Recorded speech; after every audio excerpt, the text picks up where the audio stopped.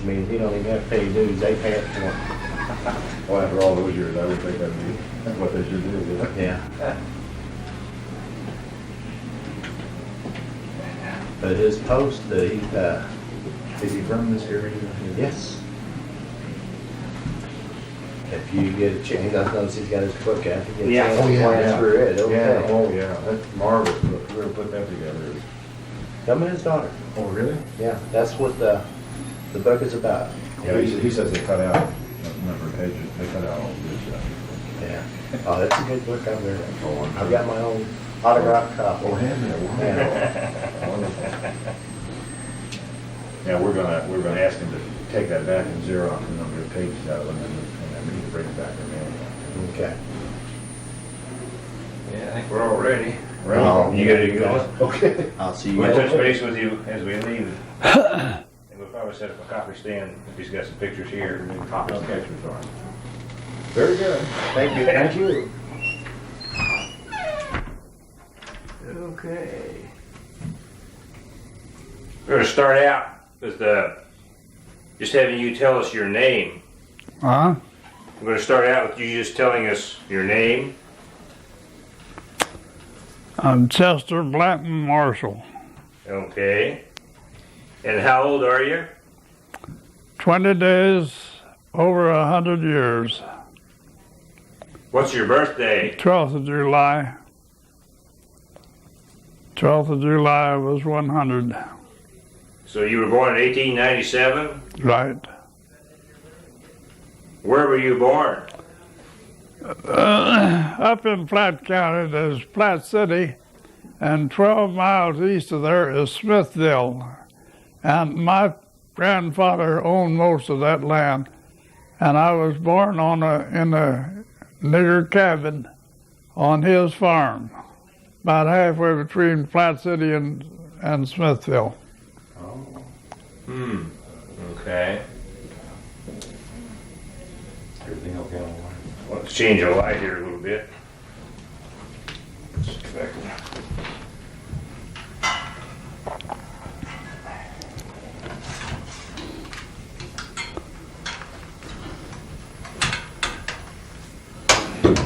it.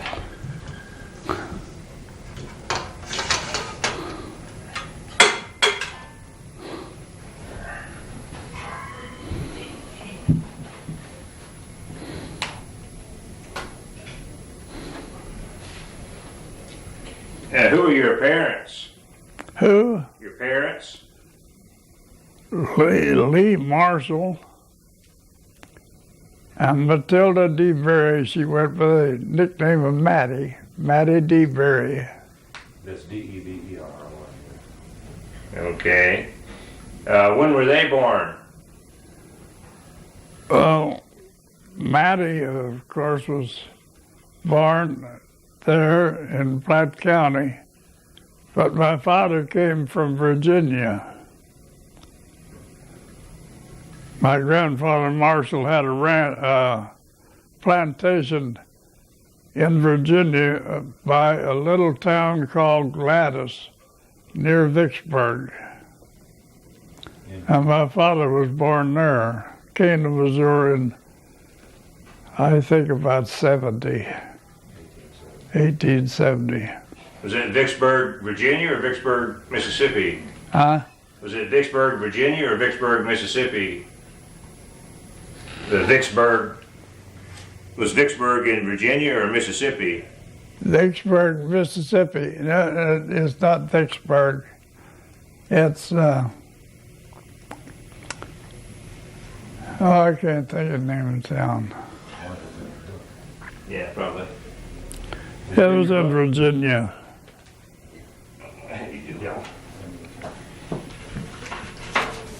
You remember your very first Christmas? Rayburn? You remember your very first Christmas? What's the first Christmas that you can remember? First Christmas? You were small. Oh, I don't. I'd have to go back to when I was 7 or 8 years old, I guess. Can you remember anything about that? No. See, I was an orphan kid. I didn't have any home. I just passed from here to there.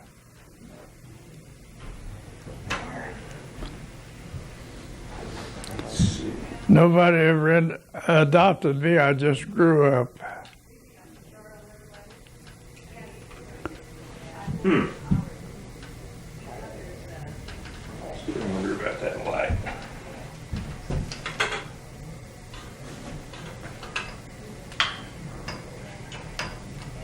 It says here Virginia, but it doesn't give the name of the town so far.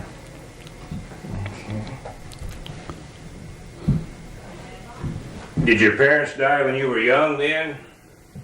My mother died when I was 1 year and 1 month old. I was born July the 12th, and she was killed by a runaway team in August the 13th, same year. Hmm. And my father, well, you have to get into the dirt to get the truth of the matter. He was no good, drunk, gambler. My grandfather run him off after my mother was killed. And last I heard of him, my uncle in Plattsburgh, Scott Marshall, had 2 letters from him, one in 1905 and the other in 1909. In 1905, he said he was working for the Oregon Short Railroad, saving his money, going to try to get together enough to come back and get his family together. There was 5 of us kids. Try to get enough money to get those 5 children back and make a home for them. Didn't hear any more till 1909. Got another letter from him. He said he met a couple of men and they had formed a company and they were on the docks at Seattle waiting for a boat to take them to Alaska to the gold rush. Huh. And whether he went or whatever happened to him. Was your father in the Civil War? My father? No, sir, I don't think he was. My grandfather was.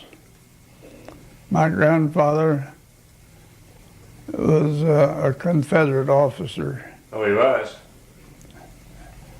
in under the command of General Johnstone. Mm-hmm. And my aunt, I had an aunt, Aunt Molly, was born in 1840. And she lived 96 years, died in 1936. And I visited her often, and I heard a lot of those old stories from her. She said at one time that General Johnston came to their house and his horse was lame. My grandfather's 2 crops, tobacco and cotton. And along that was thoroughbred horses and Negroes. He raised Negroes to sell. Mm-hmm. And General Johnston came and his horse was lame, and he asked my grandfather to loan him a horse. And my father turned around and furnished him enough horses to mount his entire staff. And from that time on, General Johnston was mounted on Marshal horses. Huh. That was his grandfather eventually went into the Army asking about that. And your grandfather was a Confederate officer, you say? Yes. How long after that did he go in? I wonder? Was he in the Army when Johnson came to get the horses, or was that later? Beg your pardon? Was he in the Confederate Army when Johnson came to get the horses, or was that later? I guess later, I don't know. I don't think he was in the Army with General Johnstone at that time because, as I understand, General Johnstone came from outside to our house. And my grandfather was there, and General Johnston told him his horse was lame and he'd like to have another horse. And my grandfather furnished him enough horses to mount, 8 or 10 officers, the whole staff. Was that, what year was that, do you think? 1861 or 1862? Oh, 62 or 3, I wouldn't know that far back. Okay. Move this. And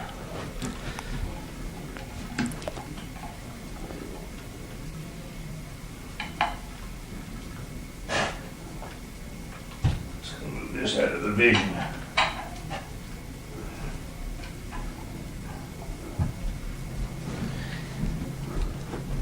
Let's see.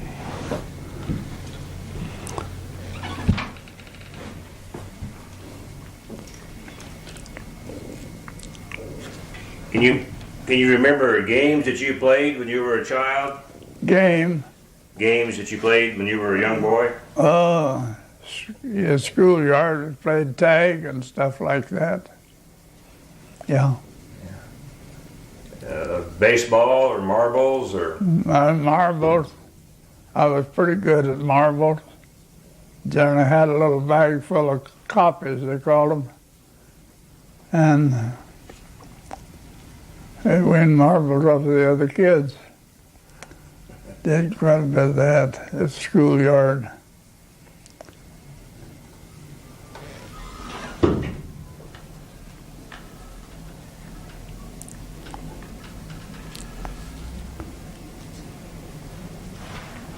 And where did you go to school at? Well, I went a lot of places. See, like I said, I had a lot of homes. Nobody adopted me, but we'll take him to raise. Mm-hmm. And I was a kind of a jinx penny, I guess. When my mother was killed,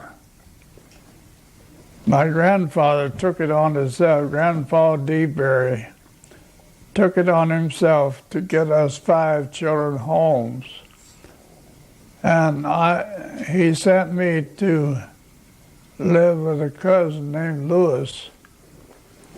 And I lived there until I was about 2. And I went to live with a family named Vance.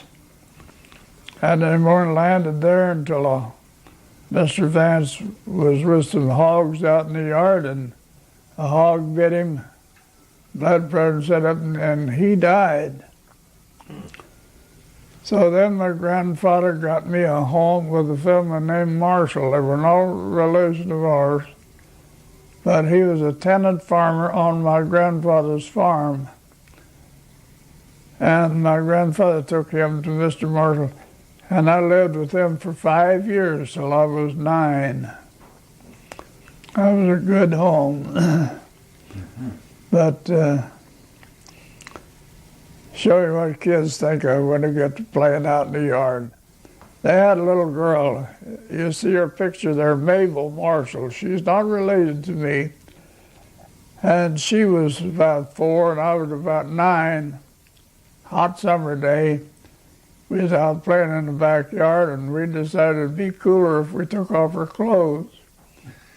So there we was out there, both of us running around stripped naked when Miss Mercer looked around and saw us. She took the hide off of both of us, and I thought, my God, Daddy's got to come home and hear a bit. But when he come, he never said a word. But in about a month, they loaded up the wagon, and we all went down to Dearborn to Mrs. Marshall's father's home.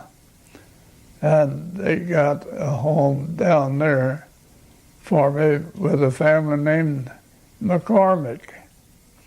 Yes, McCormick was a brother to the McCormick that distilled whiskey in Weston. Oh. And I stayed there about a year, and Mrs. McCormick died. She had a sister that run a boarding house in Tracy, Missouri. She thought, well, a 10-year-old boy can carry dishes and things like that. So I went to live with her. Then about a year, I caught typhoid fever and was in bed for 16 weeks. And during that time, Mrs. Patton had had his boarding house sold out and went to Neosho. I fell back on my grandfather in the meantime had appointed a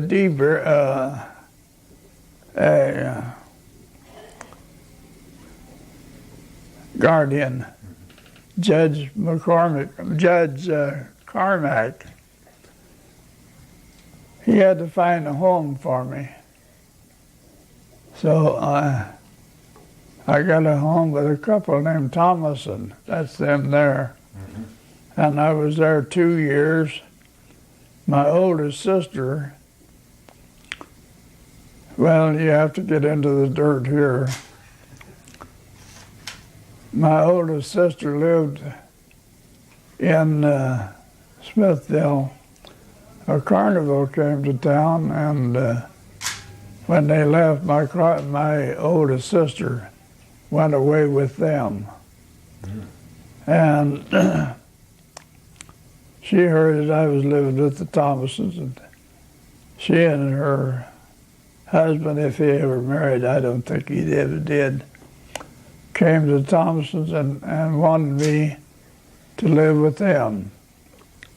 And my guardian let me go. Judge Carmack should have said no, but he didn't put his foot down, and they took me away, and it was no good. And I stayed till Christmas. And then he took me down to the depot and handed me a quarter and told me to get on the train and go back to Platte City and report to Dr. Carmack. Got back up there. I thought maybe I'd just go back to the Thomasons. That was a very good home. Thomason said, no, we don't want him back. So the judge found a home for me with a family named Hoy. It was John Hoy. He was the son, and then his old grandma Hoy, his mother, she was close to 100 years old. And a niece named Daisy Mitchell, and a nephew named Hoy. They all lived there, and they took me in, and I stayed there a couple of years. And by that time, I was getting up 14, 15, along there, and I decided to strike out for myself.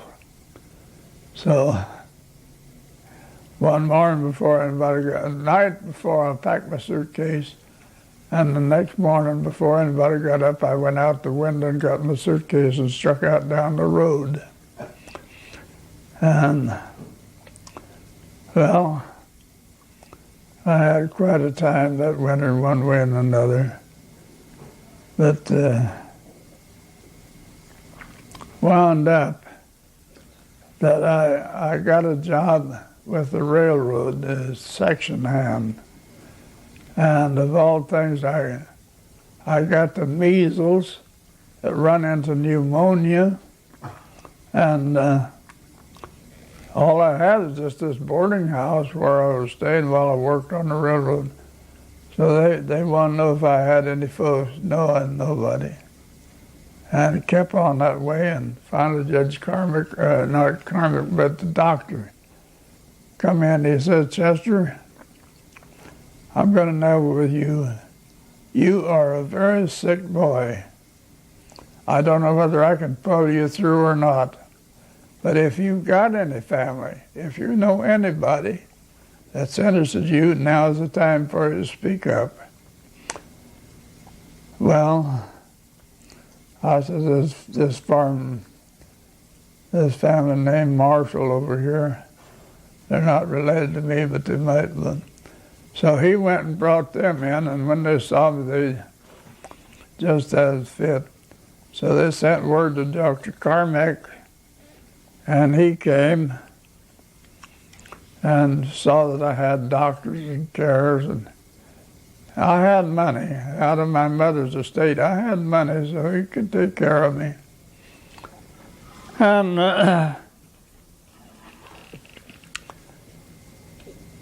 when I got strong enough, I went back to Papa Marshal for a few days, and we went to church one Sunday, and he introduced me to a man named Watson. Watson had a section of land and had help. So, and his wife was interested in religion. Her great hope was to raise a preacher or something. So she took a fancy to me, and I went home with the Watsons. Mrs. Watson is mentioned in my Your book here. in the book over here. The woman that showed me the way to the Christ. Now, you don't have my other book. I've got another book. Oh, no, this is the one here. That the one that the Magdalene. I've got another book. Oh, another one, okay. The Magdalene, based on the life of Mary Magdalene.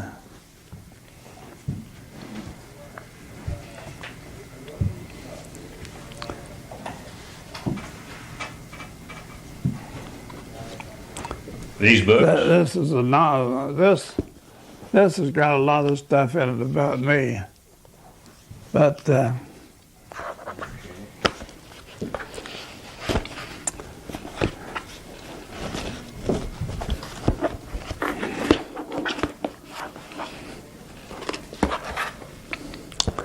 this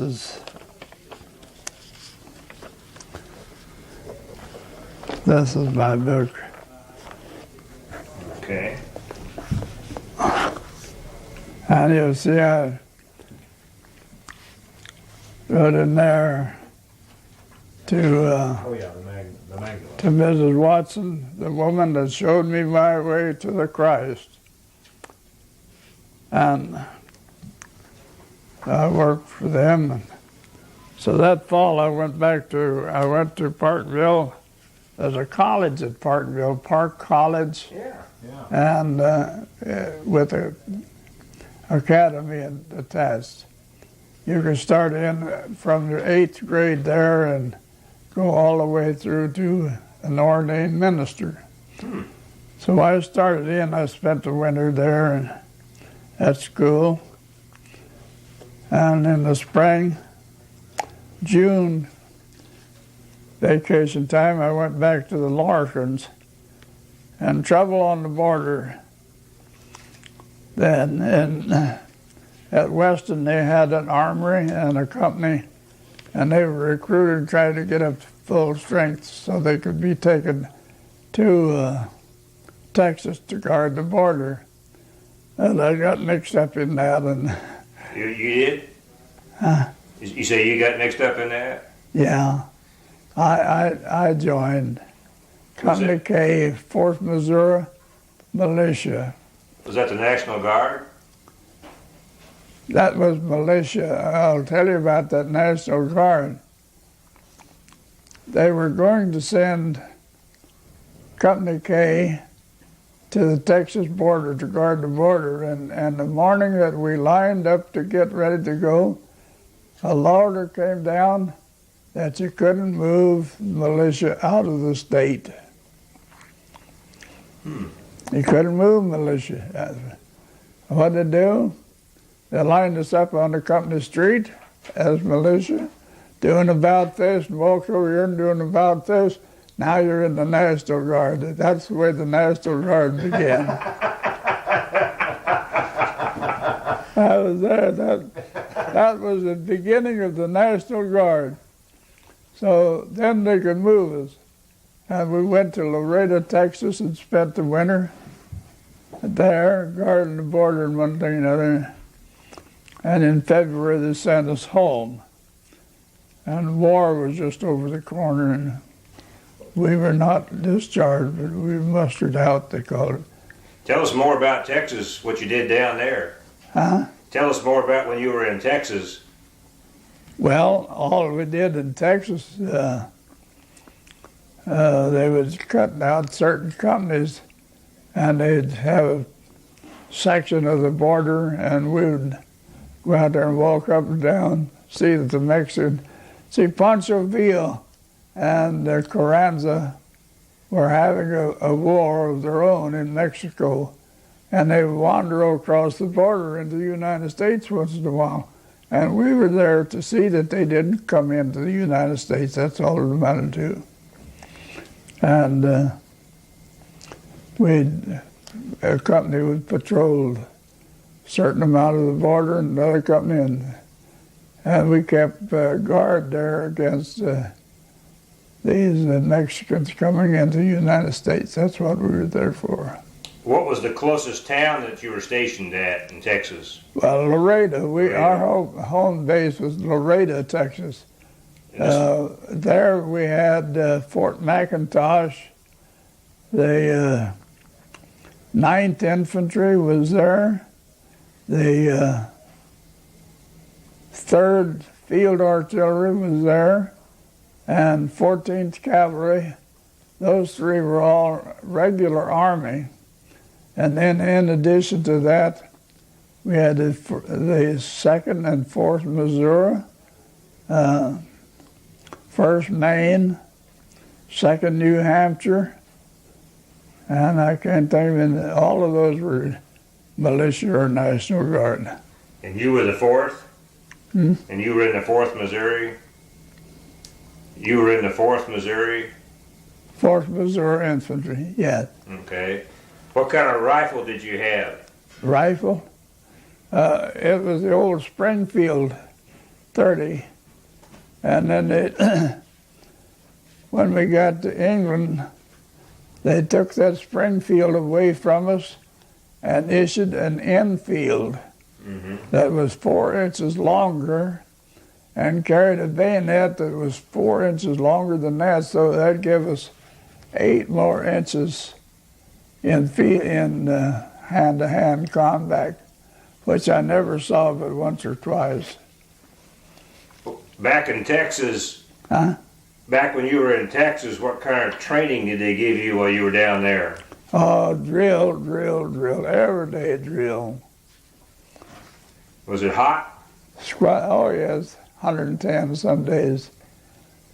And we slept on straw ticks on the ground. Wake up in the morning, pick up a straw tick and shake it out.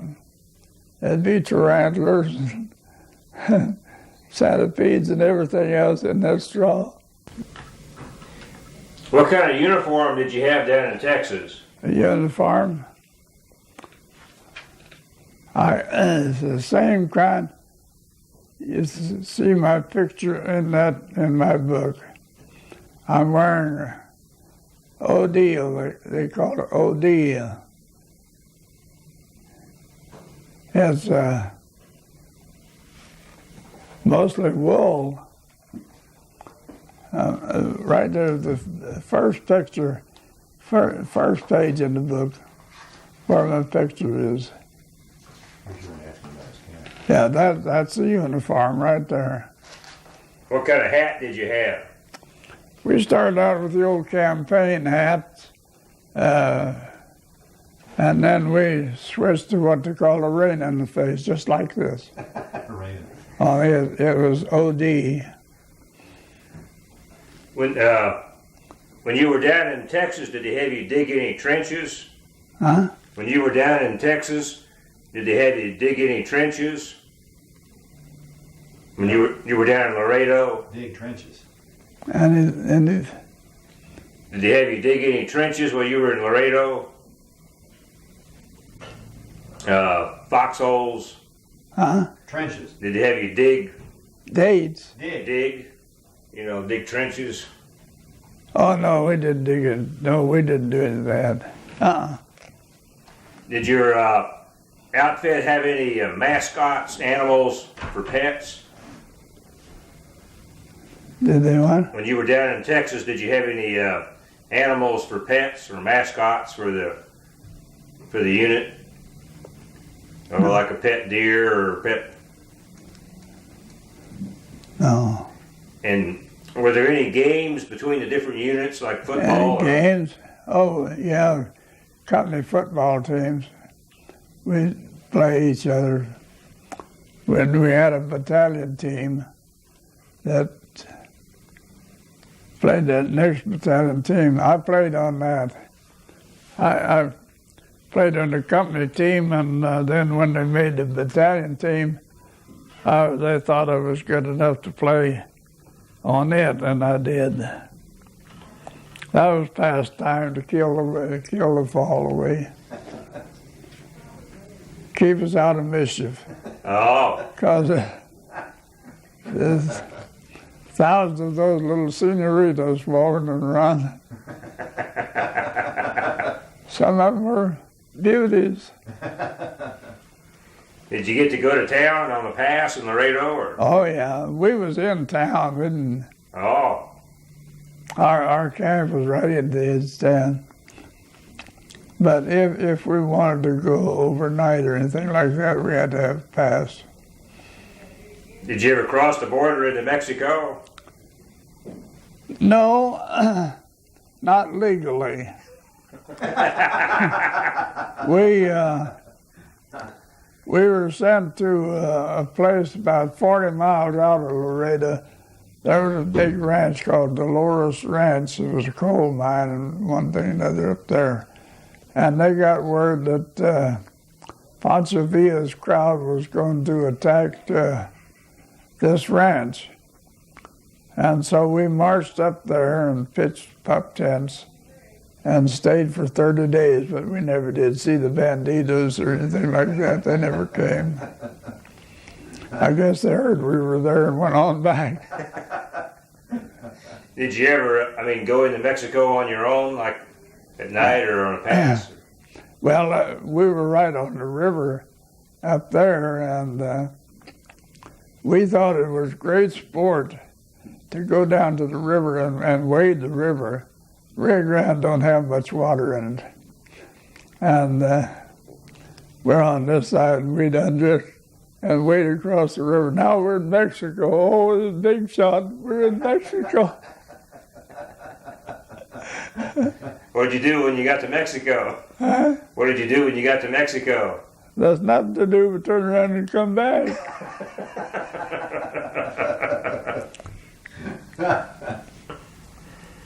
Do you remember who your commanding officer was in Texas? Huh? You remember who your commanding officer was in Texas?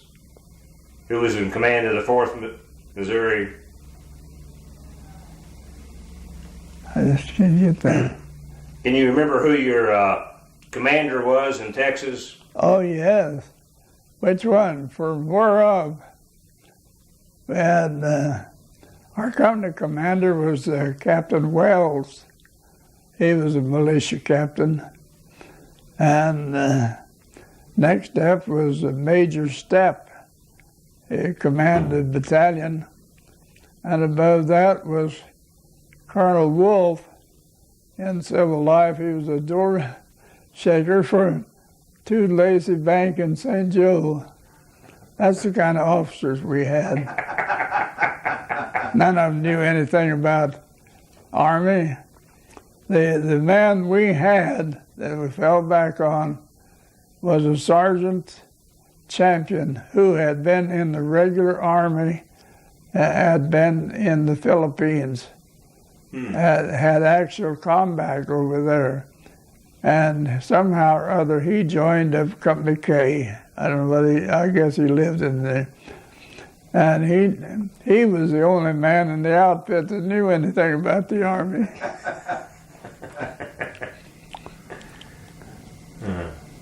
How did you get from Missouri down to Texas? Huh? How did they get you from Missouri down to Texas? Went on the railroad. Railroad? How long did that take? Seemed like 2 days. We boarded the train in Camp Clark, Nevada, one afternoon, and we were there the next night. It seemed like that. I don't know. What was Camp Clark like when you were there? Camp Clark, just an open camp with mostly the ground, and we pitched not pup tents, but perimeter pits, squad tents. Mm-hmm. Each squad held a squad, 8 men. And our meals were served on wooden benches in the open. from the field kitchens. That was the food we had. How was the food? Oh, we thought it was terrible, but it was delicious, I suppose. We ate it and survived on it. Can you remember anything funny that happened while you were in Texas? Funny? Mm-hmm. Well, when we was up there at this ranch, Dolores Ranch, we had post sentries down on the riverbank at night, and had a lot of bobcats and coyotes, and it was a great sport for the coyotes to run those bobcats. And one night I drew a post to guard at the foot of a mesquite bush that grew up overhead and the river out in front of me. And I'm sitting on the ground there with a gun across my lap, and I heard a coyote chasing a bobcat out there. That bobcat ran, and he come and run out into that little bush right up over my head. I could see him up there in the night light, and a coyote that come out here and began barking, and the bobcat lost his balance and fell out of that thing right at my feet. And he ran back and spit at me, scared the living out of me. The only one to get was loose. He went away. I remember that quite well.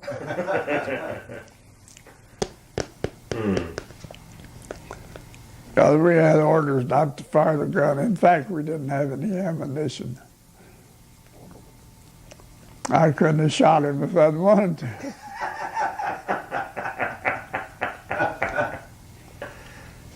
Why didn't they give you any ammunition? Huh? And why didn't they give you any ammunition? What was the usual? I mean, why did you not have any bullets? I don't know. When I never had live ammunition until I got to France and Europe. Then they loaded our belts up with bandoliers of rifle ammunition and a pocket full of grenades. Were you still in the National Guard when World War I came along then? Yes. And so you were mobilized up in Platte City, or? Well, I don't think there was any change made. I think when we went to Europe that we were still National Guard. Mm-hmm. National Guard and regular Army. Was very little difference in them in those days.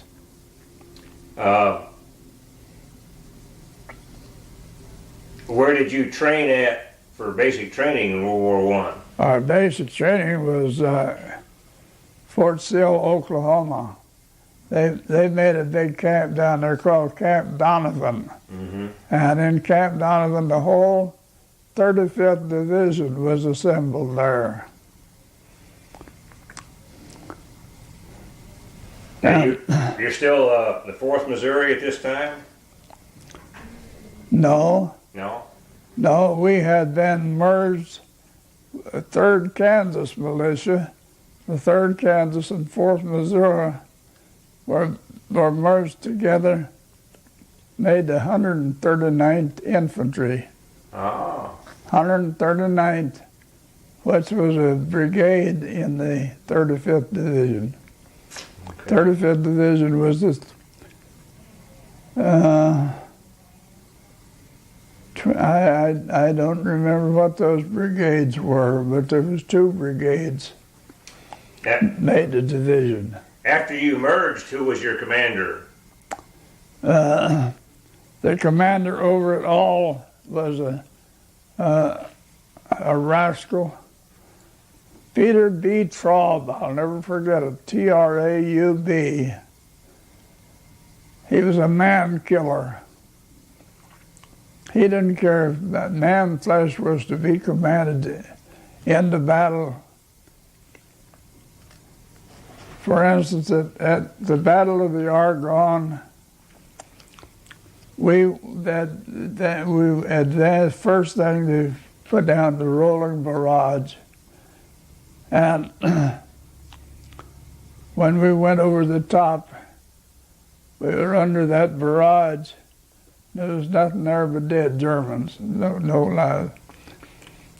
We were given 48 hours to take Mont Falcon, the strong point. We took it in 2 hours. What we were given 48 hours to take, we were given 2 hours. What now? Go on, go on. Well, we went on, and by noon of that day, 6 hours later, we were 8 miles into Germany. We had outrun the field artillery, artillery support. We were out there barehanded. Some of us didn't have ammunition to fight first-class German army. But the command was, go on, keep on going. You got them running, keep them running. As a matter of fact, we lost on this third day. Battle of the Argonne lasted 5 days. On the third or fourth day, I forget which, we fought the Battle of the Argonne, which cost the 35th Division 8,000 men and killed and wounded. Mm-hmm. Now, to show you, Traub said, go on, go on. So we were marching into German army, barehanded, you might say. The 28th Division was on our left under General Sutherland. And he was just as different as the others. His way to fight a battle was get them started in the right direction and keep them going. Just keep the pressure on them. As long as they keep going, don't bother them, don't touch. And he got on the air with us to tell the Germans, I am General Sutherland, commanding the 28th Division. I don't want to kill you any more than you want to kill my mother's boy. As long as you are marching towards Germany, leaving the battlefield, I will not shoot at you. He was put that on the air for him of the morning. So at the end of the 35th Argonne battle, the 35th Division had advanced 12 miles over its 5-mile front. General Sutherland, commanding the 28th Division, for we went 12 miles, he went 10, 2 miles less. But where we lost 8,000 men, he lost 65, which is better. Can you remember poison gas? I remember carrying a gas mask, but I never came into the poison gas.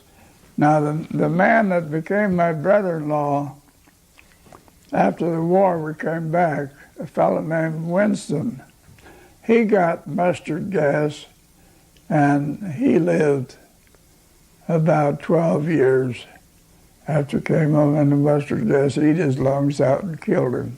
Hmm. That's the nearest I ever come to it.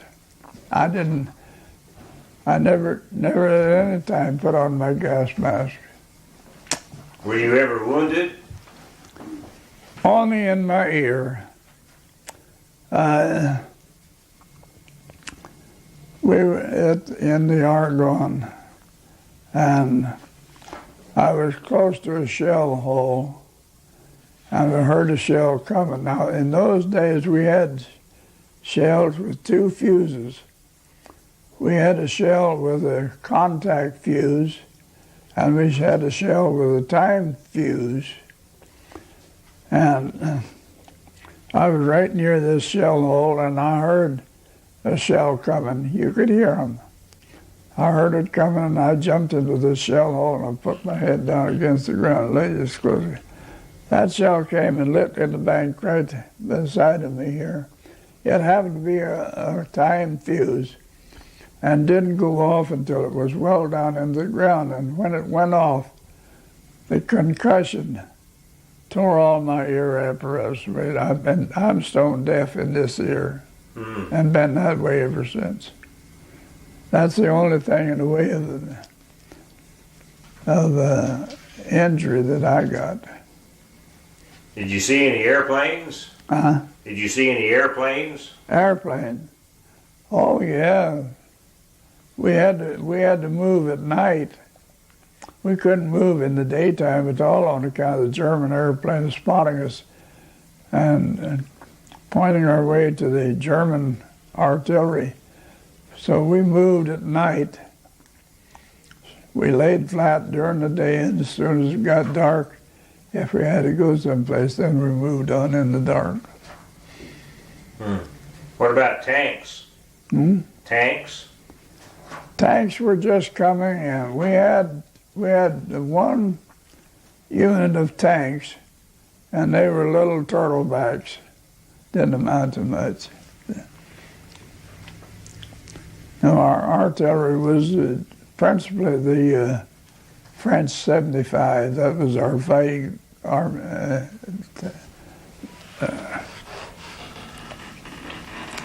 Did you ever see Harry Truman while you were over there? One time,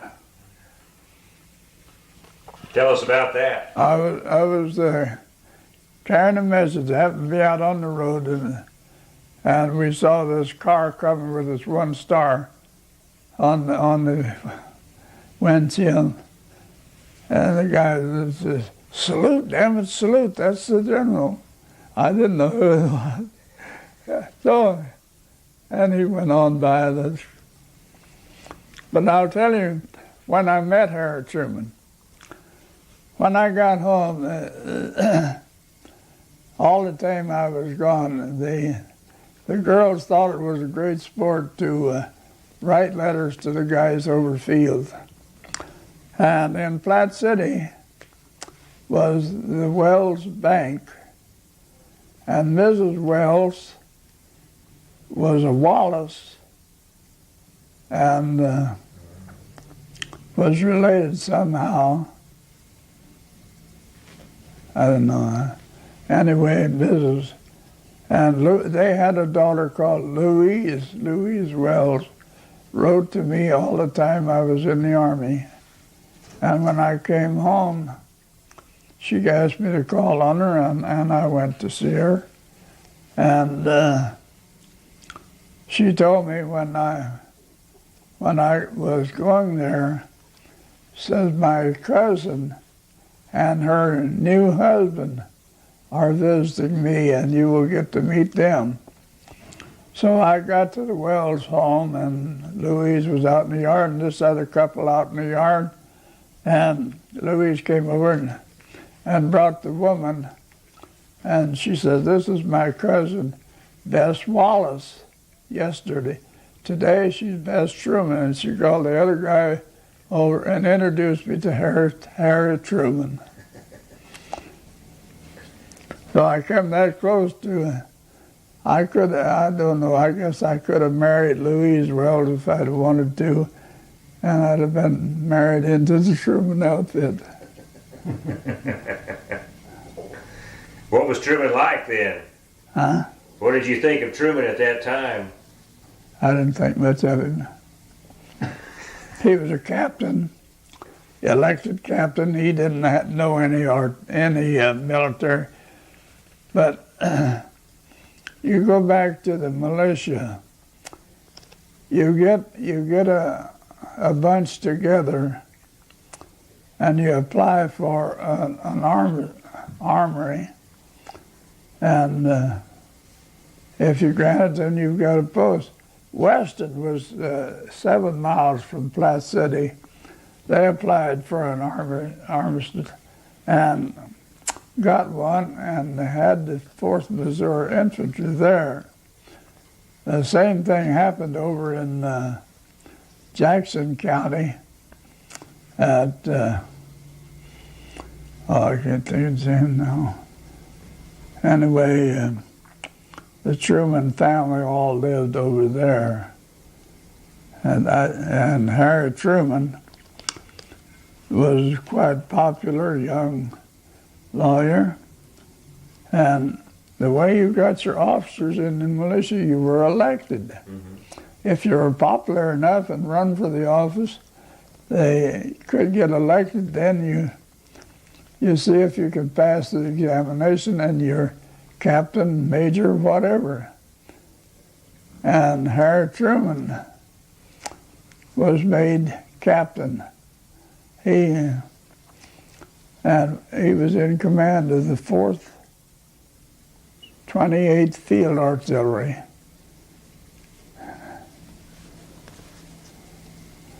That was,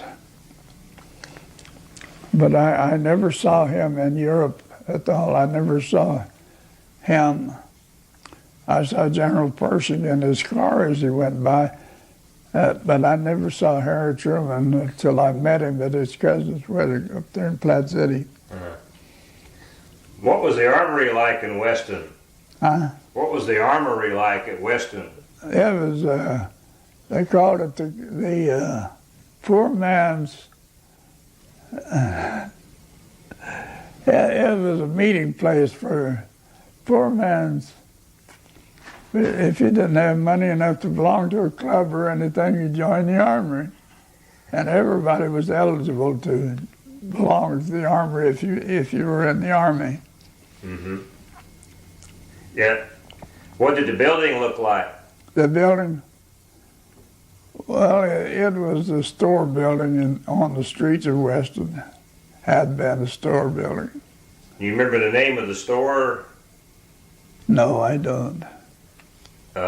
Is the building still there, or has it been torn? Yeah, I think so. Still there? I haven't been to Weston for years and years. I don't know. What did you do when you went to drills there?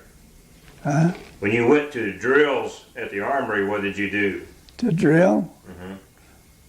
Well, they called it rights left. All you do is put a gun on your shoulder and march. 1, 2, 3, 4, up. Like that. Hour after hour.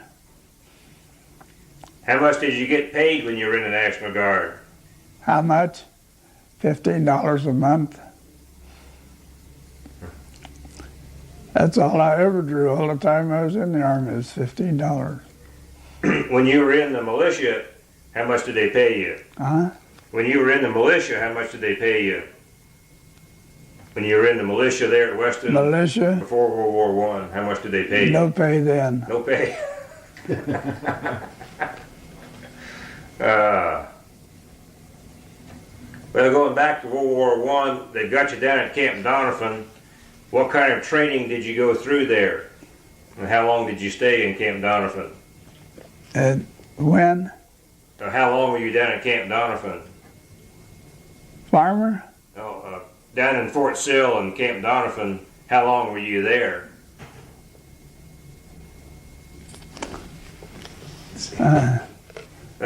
Yes, how long I was where? In Camp Donovan?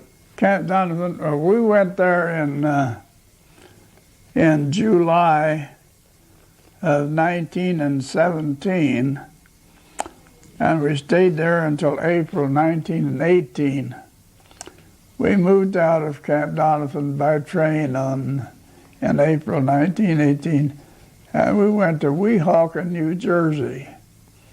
And in Weehawken, New Jersey, they formed up a flotilla of boats. There was 13 troop ships and an English cruiser and some sub chasers. All because the subs were very bad at that time. They were knocking down ships all over. And the safest way across the ocean was by bunching up a whole bunch of us made the Germans too afraid to attack any of us. And we got across 13 days from Weehawken to Liverpool. And one time we saw something. On our boat, we had a Y boat, and that handled kind of a bomb. And they thought they saw something. They'd run one of those sub chasers around over, and he dropped a bomb as he went over. But I don't think there was anything there. At any rate, we didn't bring anything up. Did you get seasick? Going over, we didn't. And we thought we was some spunkins. But when we got ready to come back, we come out of St. Nazaire. And St. Nazaire is on the bay, Biscayne Bay, about the roughest water in the world. And we're coming back, we had a little old 240-foot mule ship to come home on. And we run into that rough water, that old sticker nose in. And first thing she come up over and and 3 days of that. And one night I was standing out there holding on to stanchion up and over the side. And there's another guy over here doing the same thing. And he looked at me. He said, "Oh, God, if I could only die."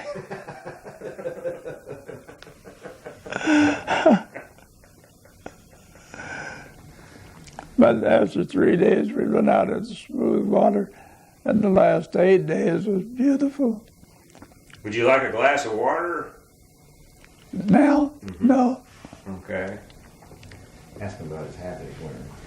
Tell us about your hat. One you have on now. Your hat. Ah, Tell us about the hat that you Yeah. have now. that's, Yeah. that's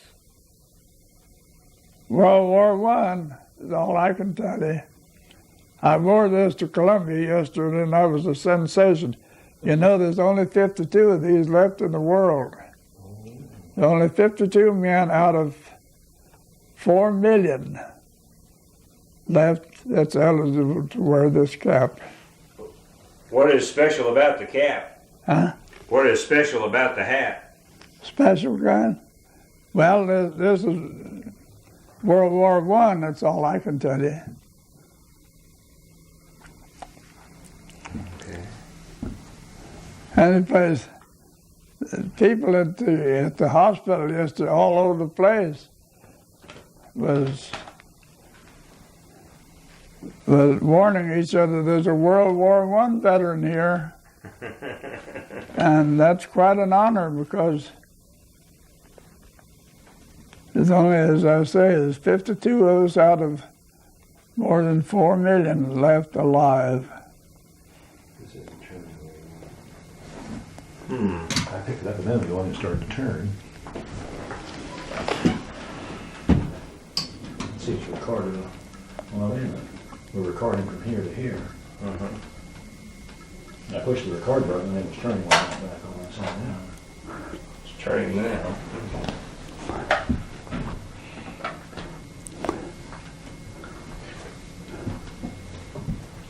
When you got to Liverpool, how long was it before you went to France? I believe it was 7 days. We marched across Liverpool, and right away we saw we wasn't going to get along with the British. People here we are marching, we come from a peaceful land into the war zone to help them. And they stand on the street corners and boo us as we go by. Yeah, you Yanks, you can't whip them, you can't whip them. We fought them for 4 years, we can't whip them. You come over here, you just made the war longer. Go on home, Yanks, we don't want you. Now that's the reception we got in England. We went to Manchester. Went into a camp in Manchester.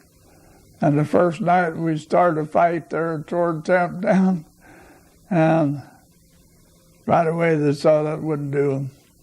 Now, it was intended first that the American Army would be merged with the British Army under British officers.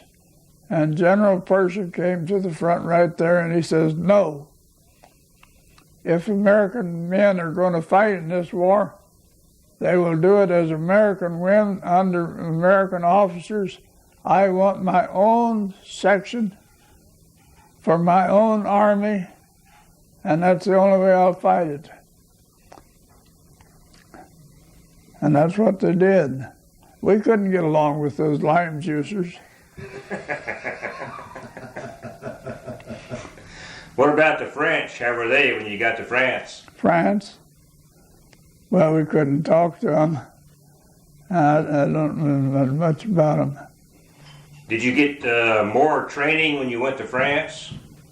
More drill, yes, some. And a lot of... Flip it up. See, look, when the red light's on, it's turning. It took away our Springfield rifles and issued Enfields. I think I told you the Enfield was 4 inches longer than the Springfield, and the bayonet was longer than our. We had 8 inches more reach in hand-to-hand combat with the British guns. There's a loose connection in here somewhere. See, it goes off and on. And it records when you let set it down. Now it's recording, and then the light goes off. We'll just have to depend on this, I'm afraid. Yeah, now let's see it went off again. Where did you land in France? Where in France did you land? At Le Havre. What was that like? Le Havre on the English and the French coast. It's next to Amiens. The Great Battle of Amiens was with it. We could hear the guns when we got off the boat at Le Havre and marched out into France to dugouts and trenches. We could hear the guns fire, and at night we could see the gun flashes from Amiens. What did you all think about that? What did you think about hearing that battle? What did you think at that time, hearing the guns? What did I think? Well, not much to think about. I'm here, I'm going to have to do it. We didn't stay there very long. We didn't get along with them. So they moved our outfit clear down into Alsace-Lorraine to a training center. And we were there 42 days, a quiet sector. And we were at that front for 42 days. And we'd go out at night and raid the German trenches, try to catch prisoners and things like that. I never heard of us catching one, but we tried. You think the Germans knew you were coming, or?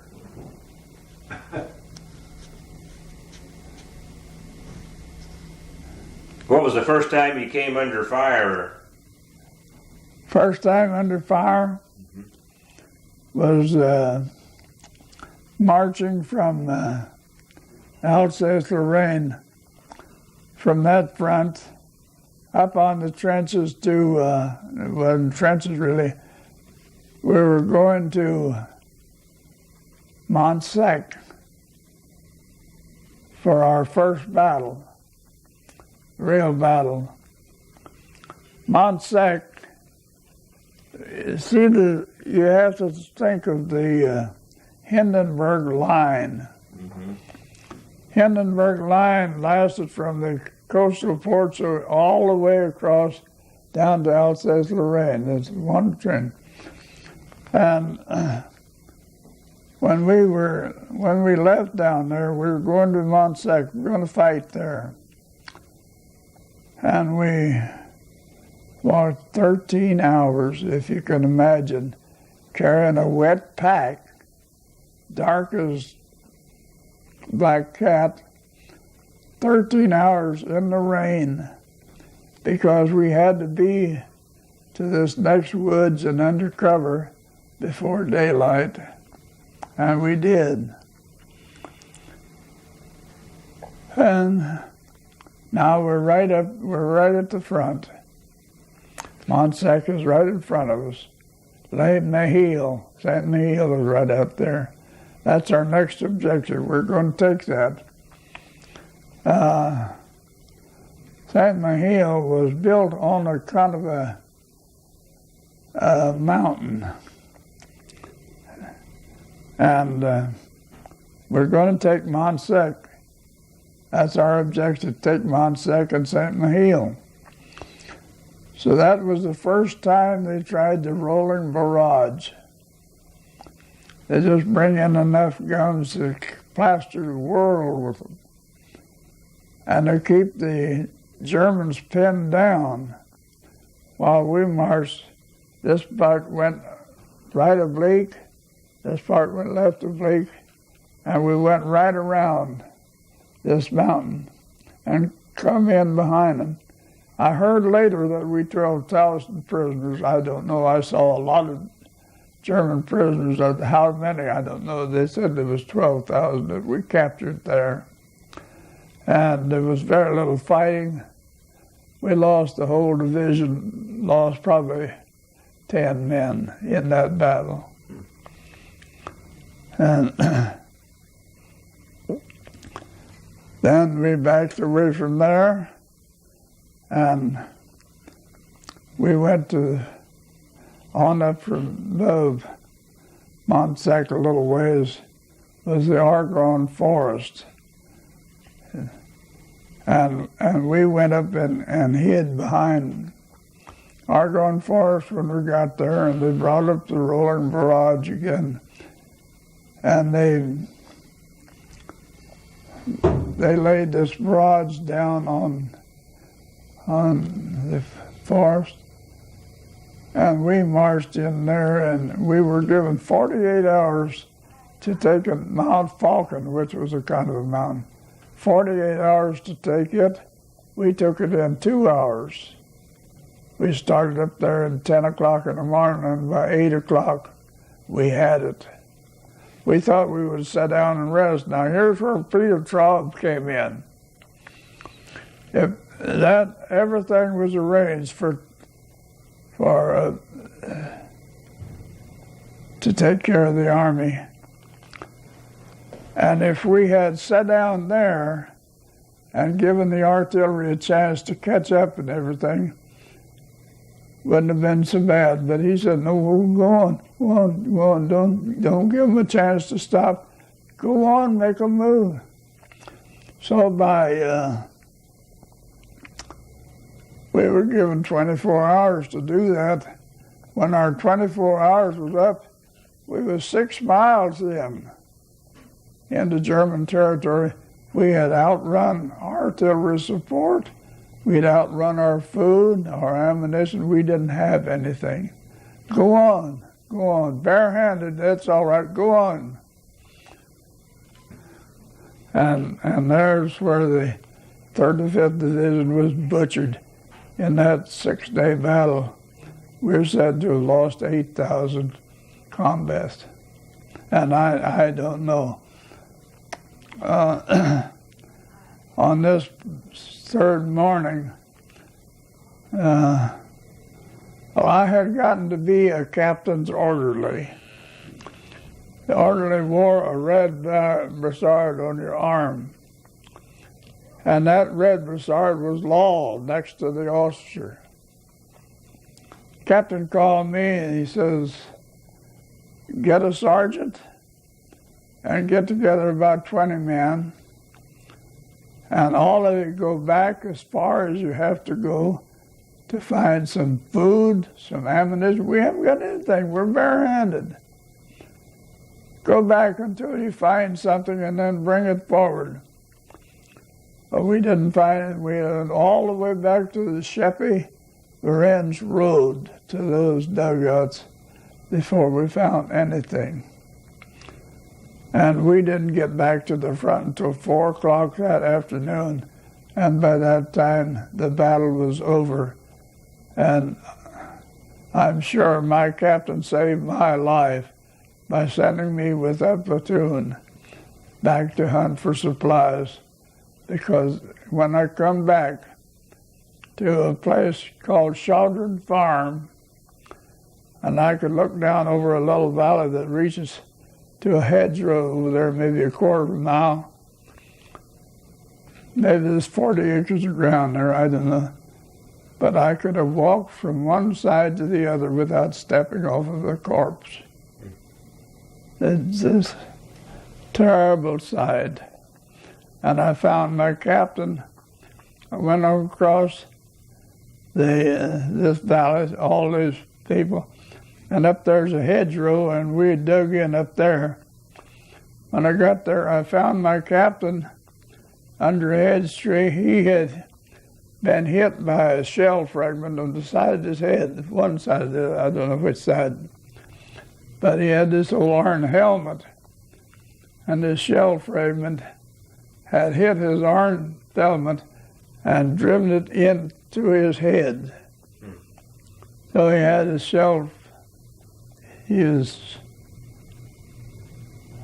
unconscious. But I saw him. And using my red bizarre, I signaled to come help me. This is the captain here, come help me. And we got him up, made a kind of a saddle seat, and carried him back to a little ditch down here, and there we run across some litter bearers and turned captain over to them to take the Sheppey to a field hospital. And they took him, and I didn't see Captain Roberts again for 2 days, 2 years. I went to a American Legion convention in St. Joe, and I run into Captain Roberts there. He had a silver plate in the side of his head. Sure. Did he remember that you? And there, I found I had been recommended for the DSO, but I didn't get it. He looked at me, he says, where's your ribbon? That's what I mean. He said, I recommended you for a DSO for what you did in Oregon that day. Didn't you get it? That's the first I ever heard of it. And we went to the colonel, which had been in control, and talked to him about it. And he was going to try to straighten it out, but he never did. What was his name? Now, to show you the luck that I have had, when I went to the National Convention of the World War I in Chicago, I ran into a colored fellow now, I think his name was Brown. He was the man that took care of veterans. And I told him about that and about my experience back where I lost my stripes and 90 days in the brig, framed by a bunch of tobacco growers. And he said, when I get back to Washington, I'm going to look into that. It looks to me like you got a whole lot of back pay coming. Certainly you do your stripes day. Said, I'm going into that case and see what I can do for you. What happens before he gets there? He's flying from Europe to the United States, and his plane was roast. Remember that? Mm-hmm. Well, that was the Brown that was going to take up my case and see what he could do for me, and I lost him right there. And of course, that was the end of that. Yeah, that was in Serbia. What was your rank? Huh? What was your rank? My rank, private. But you said you had some other stripes before? Or? I worked up to sergeant. Okay. And this Hill was also, we were corporals, and Hill was brother-in-law of the lieutenant, and they framed me. In the wintertime, it's pretty cold down in Oklahoma, and our women knitted a little cap, put over her head. And our lieutenant, Cochran, his wife had knitted him one and sent it to him, and even knitted his dishes into it. We had non-com school in the mess hall one night. I'm there. Cochran is conducting it. I saw his head cap laying there on the table. I didn't bother it. I went on. And the next morning, I'm going to lunch when VP come along and took me to the army and says, "You come with me," he says, "Captain wants to see you." So I went and started with him to the captain, but we went to my tent. And when we got down there, this lieutenant and Pete Hill, that was trying to get to be sergeant too, are there, and I walked in, and Cochran says, "Marshal, what have you got to say about this?" He well lifted up the lid, and there's that darn cap laying there right on top of everything. First I'd seen it. I didn't know anything about it. He said, "That's my cap, and you saw it last night at non-com school, and you stole it." And they put me under arrest right there. And 3 or 4 days later, they had summary court, and our Major Stepp, commander of the battalion, was the officer. They gave me a trial and didn't give me a chance to. I asked the chaplain to be my lawyer, and he said he would, but when come time for the trial, they sent him on there and away, so he couldn't be there. And asked a few questions, and Stepp says, "I find you guilty of theft from an officer's property, and I sentence you to 90 days in the brig at 2/3 pay and loss of your rank."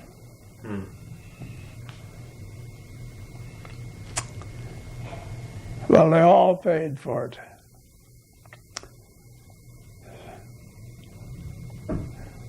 Major Stepp was killed in the Argonne. Captain Wells was transferred to chemical warfare. Pete Hill was killed in the Argonne. His brother Neil, a friend of mine, is in my squad that was promoted to my squad when I was sent to prison. He had got a shell in his left one arm or the other, so that he's got an arm off at the leg. I don't know which one. So you see, they all paid the price for what they did to me, and here I am, a runner for a captain that loved me, took care of me the best way he could. So I come out ahead in the deal. I think that saved my life, perhaps. Yeah, probably did.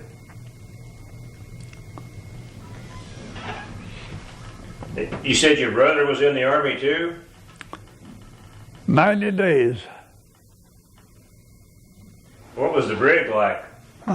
What was the brig like? The brig? Well, same thing, only a little rougher. If they take you out of the barn and put you in a ring and make you double time, run in circle around there, and if you slowed up, they'd jab you in the ass with a bayonet. They had a Sergeant Bates that I swore if I ever got him in front of my gun at the front, he was a dead pigeon. Well, I never had that chance, but somebody else got him. I found out later that he died in the Argonne with a bullet in the belly. Lived 3 hours begging somebody to kill him, put him out of his misery. So they all paid. Every one of them paid. Now, you had a brother in the Army too? Your brother was in the Army? He served 90 days. Got this out. Discharge. Crooked discard. I can't what. He had just got in the Army. Oh. When in California, when there was a holdup. He was there, a gun was there, and a man got killed in that holdup. Bob swore up and down that he never did it. But anyway, he got convicted for it and got 12 to 25 years in San Quentin, California. And he served 12 years in San Quentin. Was he in the regular Army at the time? Was he in the regular Army at the time? Regular Army? No. He was drafted. Drafted. Okay. What about the flu? Did you encounter that? The flu epidemic in 1918, did you encounter that? Epidemic? Yeah, the flu. Flu epidemic.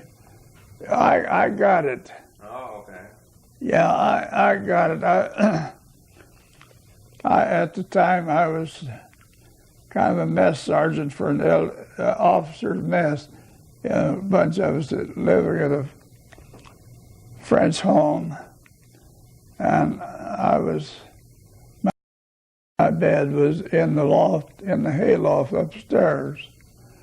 And I come in, went up there, and I couldn't hardly climb the steps. The old French woman come along, looked at me, and she put her hand on my forehead, said, "Vous malade, vous malade." And that meant, "You're sick." And I could tell her, "Yes, I'm sick." So I had the flu.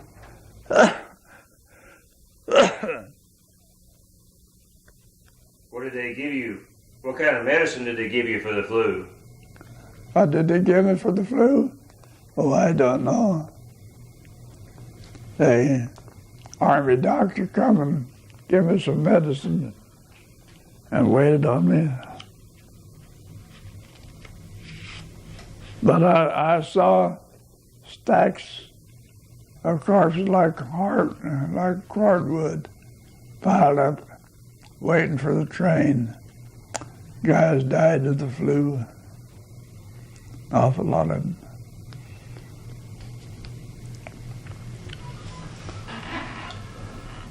Where were you when the war ended?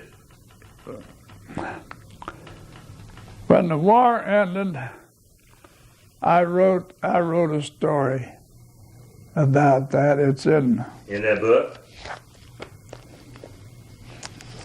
it's in here.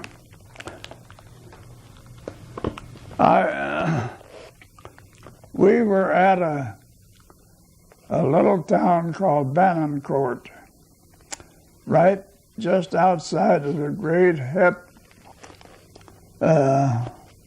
fortress of Metz. Not many people know it, but we did. My arm took me to the place where I found that thing.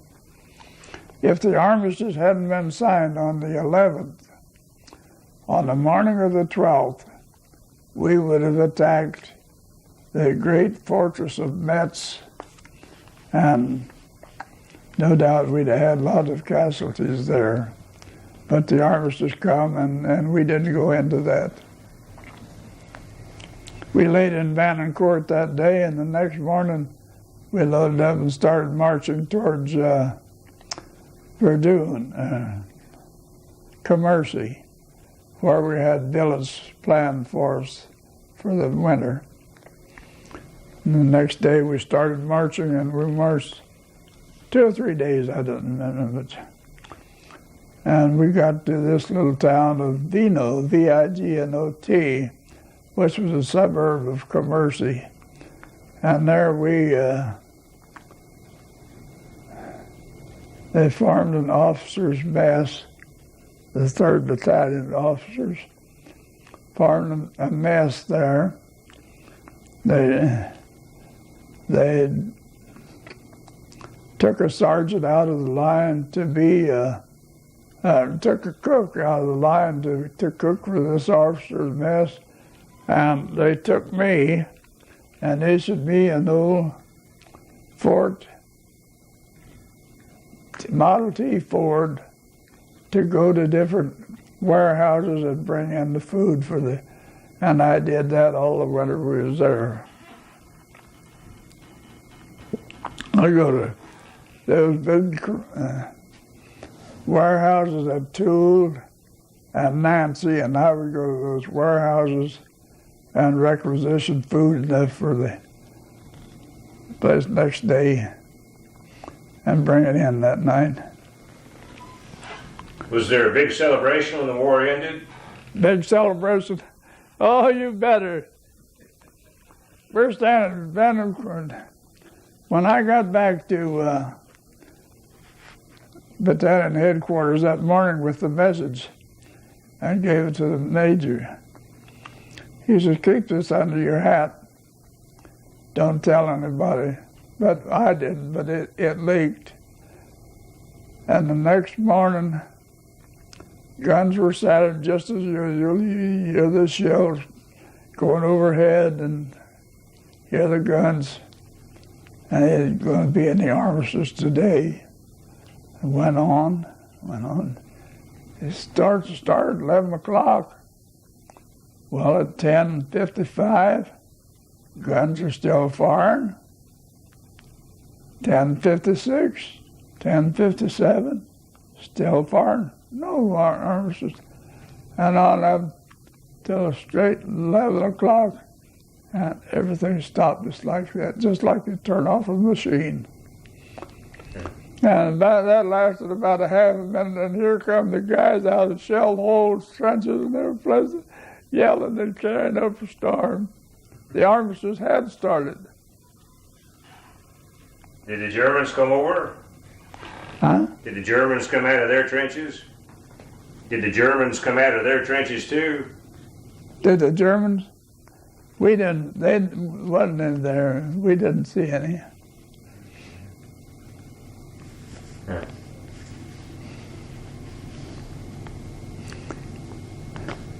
That was a great day because we're alive. That is the main thing. The war is over and we're still alive. That was the thing that appealed to me, especially. How many casualties in your company during the war? Huh? How many casualties were there in your company during the war? You know, in your outfit, how many casualties were there during the war? Who were? How many killed and wounded in your outfit during the war? How many killed? Oh, lots of them. Where you go for an outfit, if you're 3rd Battalion, I guess would be the start.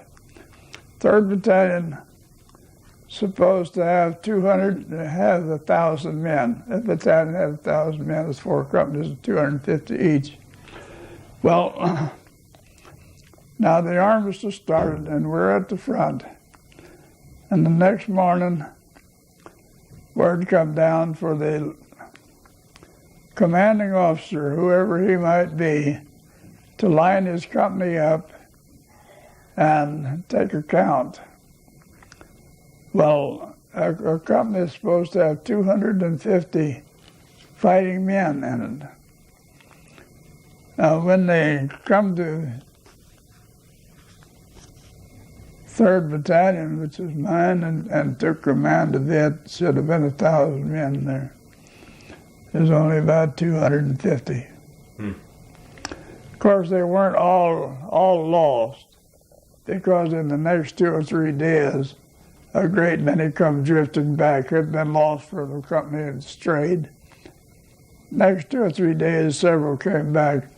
But I guess that the 3rd Battalion, with its 1,000 men, really lost 300 or 400.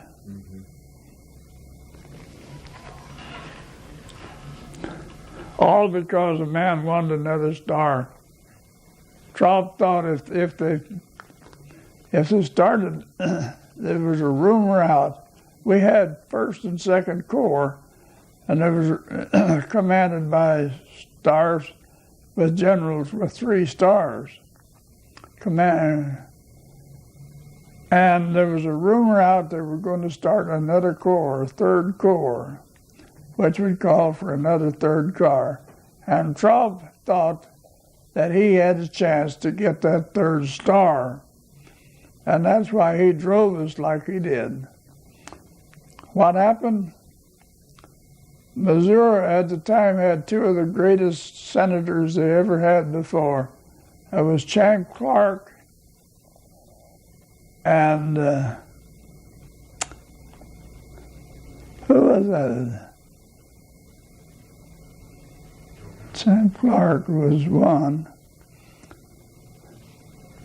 We can find out. Jim Reed and Champ Clark. Okay. And when they heard what Traub had done to Missouri and Kansas National Guard, which made up the 35th Division, he had Mr. Traub recalled to Washington, and instead of being promoted to that 3rd star, he was demoted and kicked out of the Army. He got, it wasn't a discharge, wasn't dishonorable. It was a discharge without honor or something like that. It's less than that. But anyway, he was forced to resign from the Army. So instead of getting a 3rd star, he got kicked out of the Army for what he did to the 35th. After the war, do you remember the inter-allied games that were played? After the war, do you remember the games that were played between the Allies? Well, yeah, most. We had a football team. 3rd Battalion had a football team. I played on it, and some of the better players were taken out of different teams and made another team that played a regimental.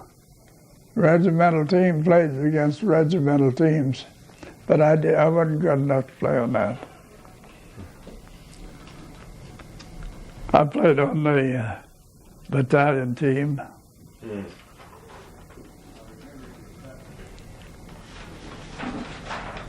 What did you think of the German soldiers? What did you think of the German soldiers? German soldiers? Well, by the time we got to them, they were pretty well whittled down. We never saw very many first-class troops. We saw older men and boys, whatever they could draft to fight us. We never was up against the very cream of the crop. In the Argonne Forest, when we lost so many, those were just ordinary soldiers. What about the German machine guns? Huh? What What about the German machine guns? Gun? Machine guns? Well, they had a machine gun. They had the Hotchkiss, and it sat on a tripod. And one they carried in their arm, I don't know what it was. And they had automatic rifles that they hid out in trenches and ditches with them. They were rapid fire, and they had to be dug out piece by piece. We did. Did you stay in the National Guard after World War I? National Guard? Did you stay in the National Guard after the No. war? The very day I could get out, I left. I had all the army I wanted. When you came back on the ship, do you remember the name of it? On the, You remember the name of the ship you came home on, that mule ship? Susquehanna. Susquehanna. The good ship Susquehanna, 240-foot mule ship they had used it to transport horses, mules down around Versailles. And of course they had more than 2 million men and their equipment to move home. Now that's a big job. And they commanded every ship that was fit to sail, and we had this good ship Susquehanna, 240 foot. We got down to Versailles, not Versailles, but Saint Nazaire. So there's your boat out there, boys. Well, if they had said, there's your rowboat, we would have said, where's the oars? We wanted to come home. Where did you land at in the United States? Newport News, Virginia. Was there a parade? Uh-huh. Was there a parade there? Or was there a parade when you got home? Train? A parade? Parade? Oh, yeah. Big parade. Did you come back to Kansas City? Yes, they transported us to Fort Riley, Kansas, where it was mustered out. There I got the famous $60 and discharged. And so many dollars for transport pay. Caught train in Fort Riley, and I was walking down to go to the depot and come to the gate of the fort, and there stood Lieutenant Crockett. When I come abreast of him, he stuck his hand out and says, well, Marshal, it's been a hard war, but thank you for everything. Goodbye. I just left his arm sticking out there. I wasn't going to shake hands with him. The thought struck me I ought to knock hell out of him. And no, we're both in uniform. I don't know what would happen if I did. I'm getting out. Let him go. So I just brushed on by with speak at him. That was the guy's hat that they accused you of stealing? Huh? That was the guy's hat that they accused you of stealing? Crockett? His hat? His hat? Oh, he had a hat like this. His officers, whatever. Now, when you first joined the militia and the National Guard, Huh? when you very first joined up in the militia and the National Guard back in 1916, That was militia. why did you enlist at that time? Where did I live? No, why did you enlist? Well, I enlisted at Weston. But why? The army was there. What was your reason for enlisting? Oh, they told me what a great time we would have as a big party. And come go with us we're all going down to Texas and we'll have one big party. Come on, let's go. And, well, I thought that'd be fine. I said, I want to go to school in September. And the lieutenant that was recruiting, he says, I promise you that we'll be back in time for you to go to school. So I went with him, but when it come time to come back, I went to him. I said, you told me I could get out, time to go to school. Well, he says, that was when we was in the militia. Now we're in the National Guard. I don't have any say with this. I can't tell you. So I didn't get back. Did you ever get to school? No, I never got back to school. No. What did you do after the war? Well, I started farming and soon went broke like all of us did. Yeah.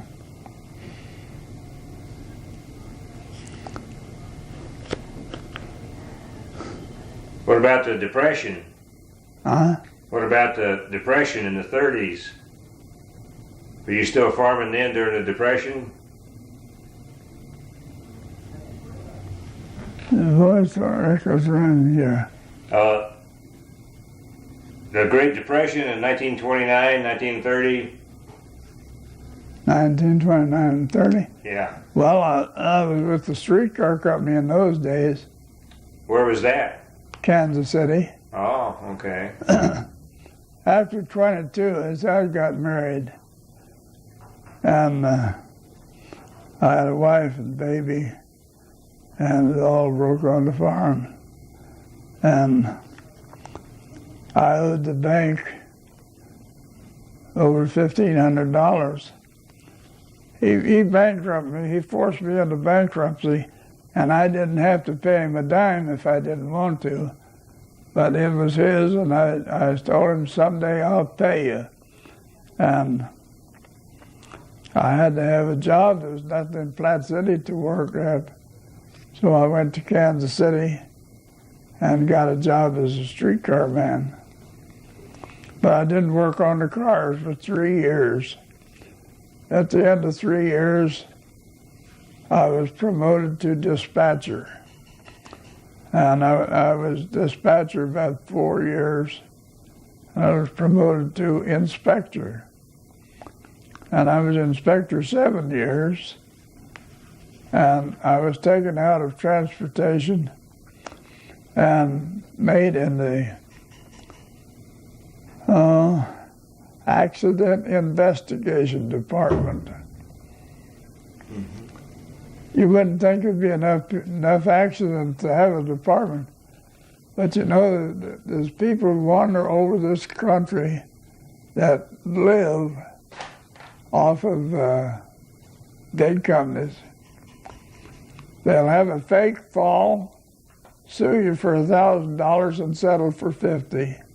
There's lots of those people, and we had so much of that we had our own department. And we joined up with a bunch of other companies and had a deep company in Des Moines, Iowa, where if we had an accident that was questionable, we would send all the details to that company in Des Moines. And companies all over the country belonged to it and sent it in. So one of these flop artists, if he falls down in Missouri and falls down in Kansas or something, pretty soon his records are going to catch up with him. And we're going to be able to say, this man has a habit of that. He's done this 1,000 times. It's his business. And we could beat him with that way. Huh. You remember Tom Pendergast? Huh? You remember Tom Pendergast in Kansas City? Who? Tom Pendergast? Pendergast? I can't hear. Tom Pendergast? Politician in Kansas City. Huh? A politician in Kansas City, Tom Pendergast, had a concrete works. Remember him? Yeah, you can't think of any questions, Henry? No, I wondered about the hat, but that's all World War I veterans have those. I guess Raymond probably should have one too. Maybe. Mm-hmm. What about World War II? World War II didn't touch me. In fact, I benefited by World War II because working with the streetcar company,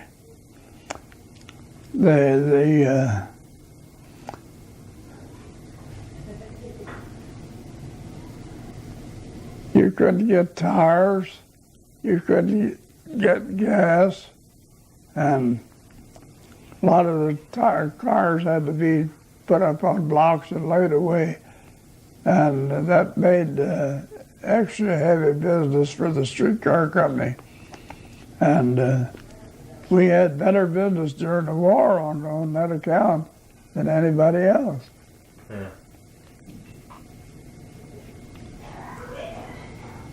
What do you think your secret of a long life is? Huh? What do you think your secret is of a long life? Oh, genes, I guess that's all I can lay up to. You know, I have a sister that's 103 years old. Oh, you do?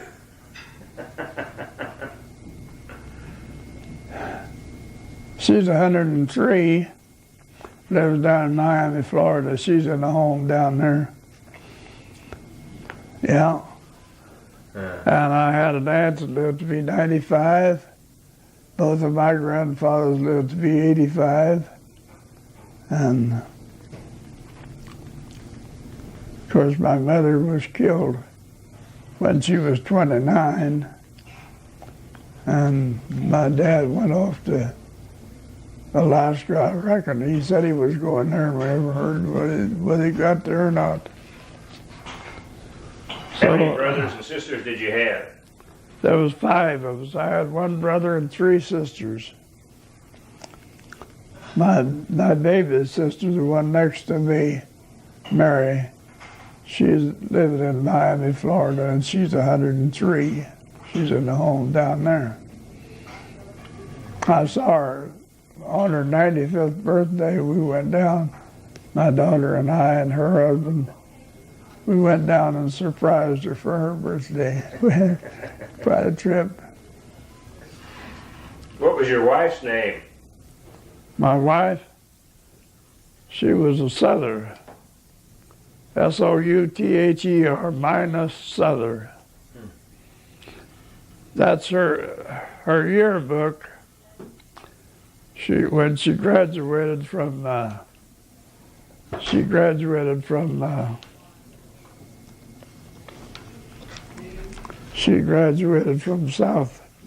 Northeast High School in Kansas City in 1918, 19 I guess it was.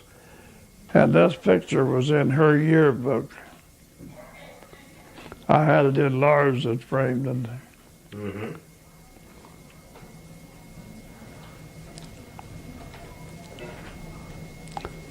She was 19 here. When did you get married? I got married on Christmas Eve, 1921. Huh.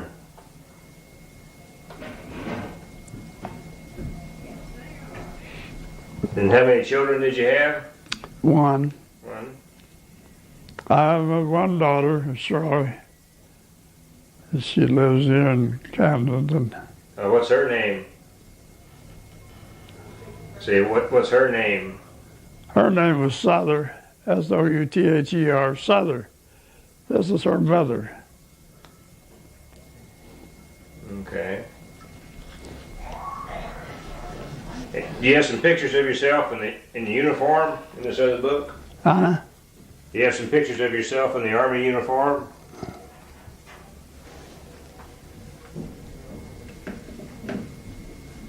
Do you have some pictures of yourself in your Army uniform in this? Picture? No, that's the only picture I got of the Army.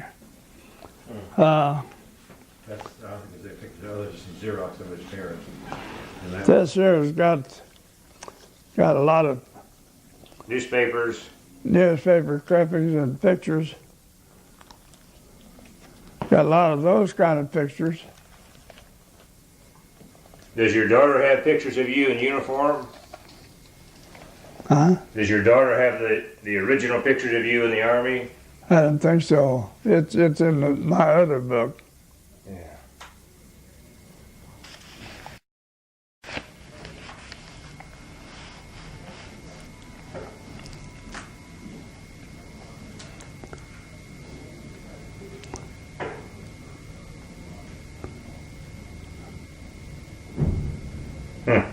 Yeah, some pretty good stuff there.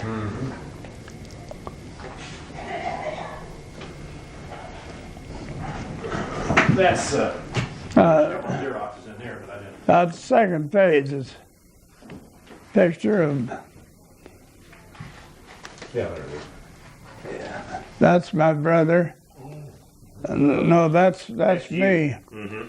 On our way home, I passed through Paris, and I saw this studio and went in and had a dozen of those made and sent them to my people.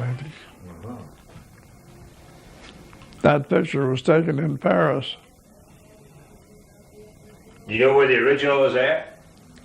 The original, that is the original. I mean, the real picture, this is like a Xerox of it? That's all I know about it. Okay.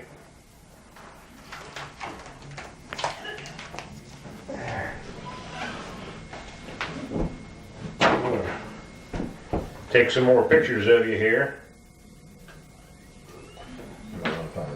Okay. Take some more.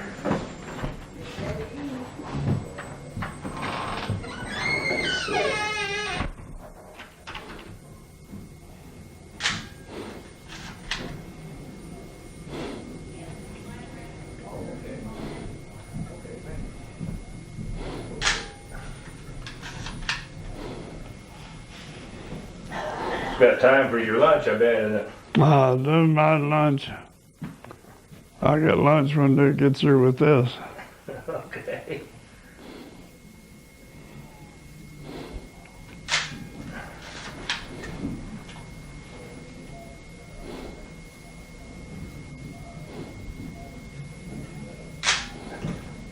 One of those ought to work.